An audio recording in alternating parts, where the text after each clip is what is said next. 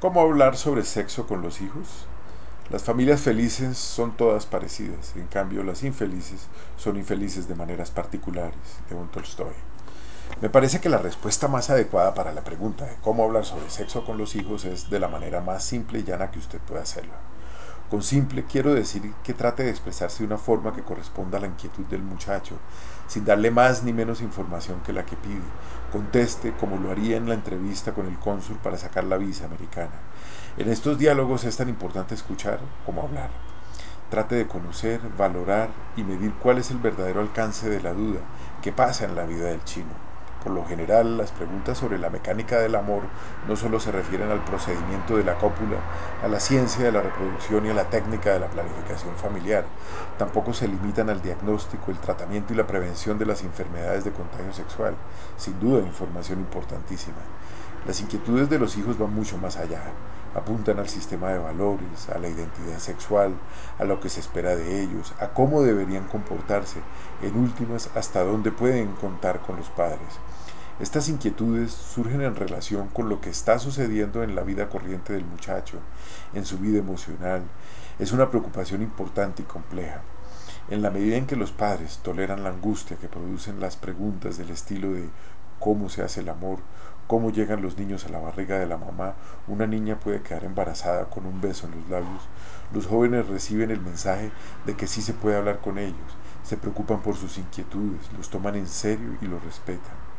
Se crea un ambiente abierto al diálogo y no se trata de que sean amigos. Sucede que los padres tienen la experiencia y el conocimiento sobre sexualidad que el pelado apenas empieza a construir. Resulta que el desarrollo psicológico va de la mano del proceso de maduración del sistema nervioso central y los niños encuentran gratificaciones en el cuerpo desde el nacimiento, que al principio giran alrededor de la boca, lo cual es razonable. Al fin y al cabo, se trata de conductas que en primera instancia lo alimentan, pero también nutren el vínculo emocional con la madre en condiciones ideales, claro está. Además surge el autoerotismo, por ello el chupo puede apaciguar a un bebé. Se trata de una capacidad que perdura hasta la adultez. Luego, en la medida en que el niño crece, pasando de lactante a preescolar, además de los placeres orales, el angelito descubre otras áreas agradables en el cuerpo y la zona de mayor interés se traslada al ano.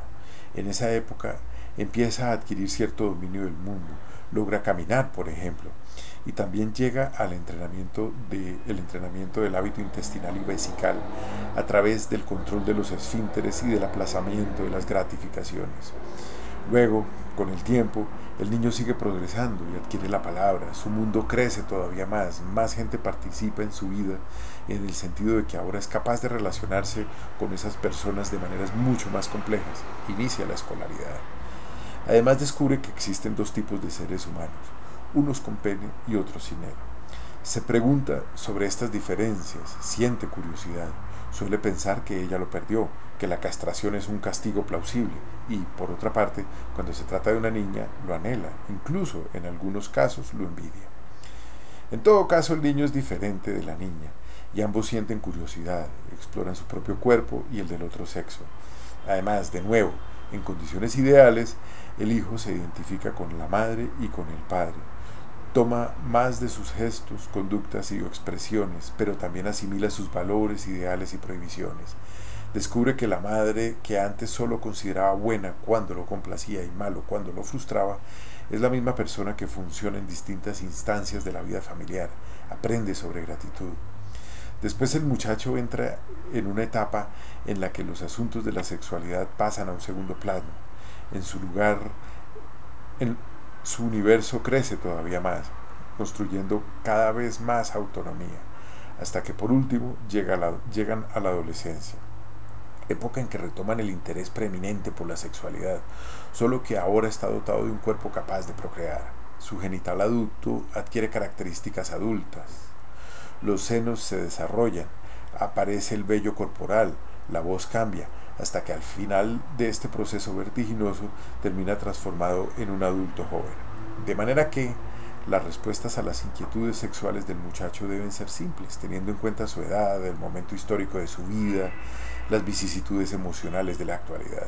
No es lo mismo hablar sobre sexo con un niño en los primeros años del colegio fascinado con su profesora de inglés que conversar con un adolescente encarando el primer amor que deja huellas tan definitivas en el corazón, tanto por lo bueno como por lo malo que hay en él.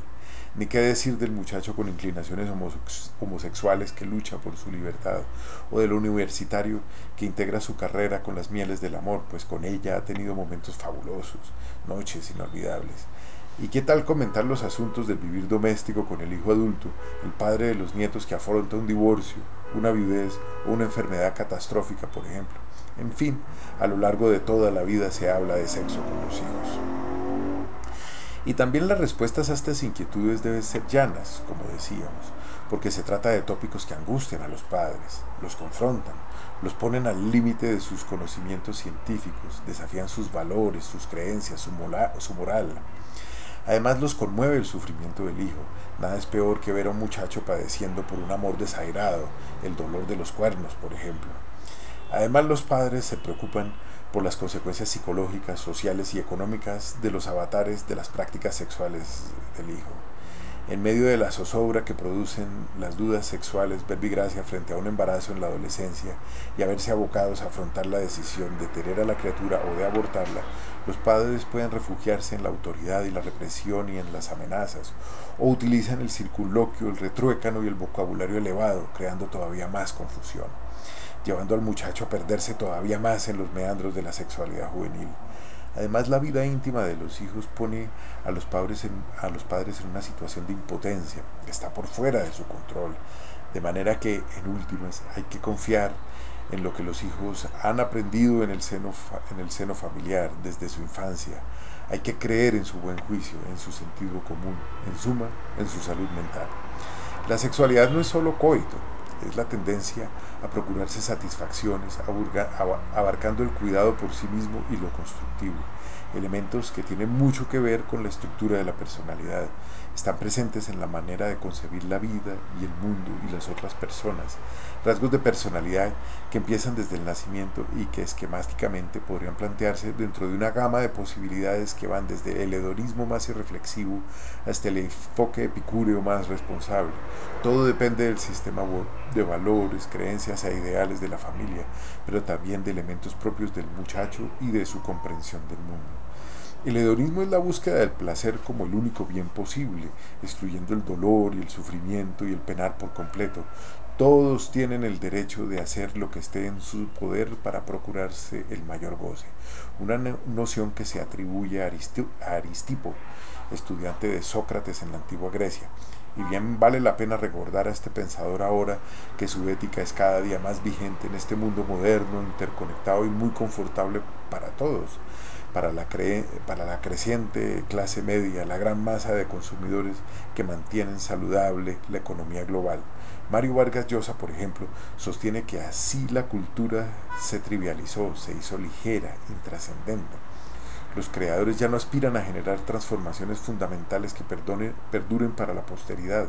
Solo los mueve a acceder al mercado masivo de lo desechable que enriquece todavía más a egoístas capitalistas. Además advierte que el romance murió y lo reemplazó la pornografía. De modo que así como hay deleite en el deporte, el arte y la intelectualidad, también lo hay en saciarse la panza, en el uso de sustancias psicoactivas y, naturalmente, en el sexo. Entonces, con el progreso, fornicar de todas las maneras concebibles indiscriminadamente se volvió aceptable. En este mundo ancho y ajeno hay incontables fuentes de satisfacción. La creatividad humana es inagotable. Pero no todos han estado de acuerdo con Aristipo. Epicuro, un materialista griego que iba en contra de la superstición y era ateo, planteó que el mayor bien era buscar un placer modesto y duradero, sereno y sin miedo, evitando el dolor y el sufrimiento para sí mismo y los demás, al reconocer las limitaciones del cuerpo. Promovía los placeres sencillos, evitando excesos, un goce maduro que se logra a través del saber y la reflexión, de la amistad y el amor, de una vida virtuosa y de templanza, sin herir ni ser herido. Para él, el placer es imposible sin sabiduría, bondad y justicia. Las adicciones, la gula y los excesos sexuales no son satisfactorias. Incluso desaconseja participar en política. Pensaba que sólo así se lograba la felicidad, y ataraxia fue el nombre que le dio a esta lógica. Así que la manera de vivir y de disfrutar, la forma de relacionarse con los demás y la de solucionar los conflictos en el seno de la familia enseña a los hijos mucho más que los discursos más elocuentes y sesudos. Lo fundamental es la coherencia entre lo que se dice y lo que se hace. De modo que hablar con ellos sobre sexo es una oportunidad invaluable que se construye poco a poco desde la infancia. Si bien es un campo inquietante, también abre la puerta para una relación cercana, cálida, abierta y constructiva. Y desde el punto de vista de la forma, como ya dijimos, lo mejor es hablarles de una manera simple y llana, teniendo en cuenta el momento que están viviendo. Después de todo, este interrogante ha rondado la cabeza de generaciones y generaciones de padres de familia, al menos dentro de la tradición judeocristiana. Me expreso así porque lo que se considera buenas costumbres es central a la hora de tratar este tema, aun cuando no me sorprendería que entre los progenitores educados en otras culturas y credos también existieran estas preocupaciones.